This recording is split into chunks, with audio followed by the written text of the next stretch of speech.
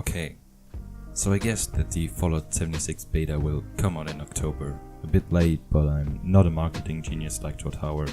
Yeah, did you like that? You can create any character you want. We even generate a baby based on the couple you make. But anyway, I always wanted to make an ongoing series on my channel. So I figured that I could do a video series on my mod list, in which I'll show you how to make your Fallout 4 truly gnarly. I will cover mods which are on PC, but I'm not sure if 100% of them are also available on console. So if you're a console player, you will have to figure that out yourself. You should also buy the season pass to get the most out of your experience.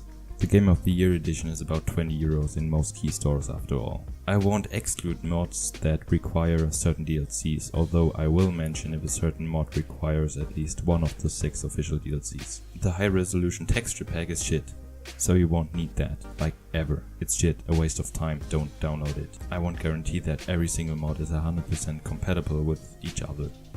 Although I've been using this mod list for about 3 to 4 months now, and the problems were really minuscule, and I was able to track down the mods that caused them via a simple Google search. But to get to that level of social isolation, you must first install Nexus Mod Manager, which is very easy once you have a Nexus account, and then construct a framework of essential mods that will serve their purpose later on. I will address things like ENBs and other third-party things in a separate video. Ironically, the most important thing every PC player should have is F4SE, also known as Fallout 4 script extender. If you don't have it installed, do it now. For once, there are literally tons of tutorials for installing it on YouTube. I usually use Gopher's video when I'm not sure what step to take next. F4SE is also an essential tool too, because almost every other more interesting mod like MCM depends on it. So installing F4SE should be your first priority once you finish downloading Fallout 4. So starting off with mod configuration menu, which requires F4SE, also known as MCM. What can I say about this except for this is essential for a handful of mods which will come later on. It's also highly configurable, and it provides an easy way to configure the mods that require it. Hence the name mod configuration menu.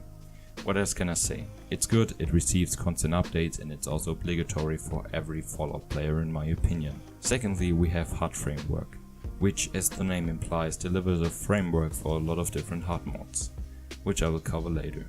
It does nothing much else, but it's essential and also mandatory for many different mods, which will enrich your Fallout 4 experience. The Unofficial Fallout 4 patch, as the name implies, is a patch for Fallout 4, which fixes hundreds upon hundreds of different bugs, misplacements and glitches within the game. Even if you don't want a heavily modded Fallout 4, this mod is mandatory for everybody who even plays Fallout 4. Download it now. The next one on the list is CBBE, a body mod which allows you to modify the body of your player character and all the female NPCs. Only female? Really? Oh, come on. Unfortunately, I can't show it to you in its entire glory because, well, it's a nude mod, and YouTube isn't that tolerant when it comes to visual voyeurism. But after all, it's a good mod for when you want to sculpture your female player character.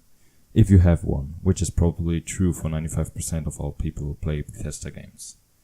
It also comes with Body Slide, a handy tool which lets you sculpture anybody you want to have.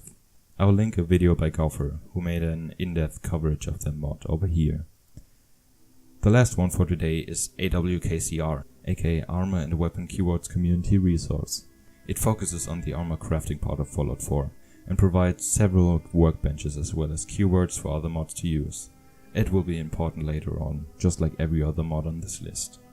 So, that's it. 5 of the most essential mods and frameworks for building up your Fallout 4 modding experience. Like and subscribe, follow me on Twitter, add me on Steam. If you have any questions, criticism or anything else to say, write it in the comment section down below.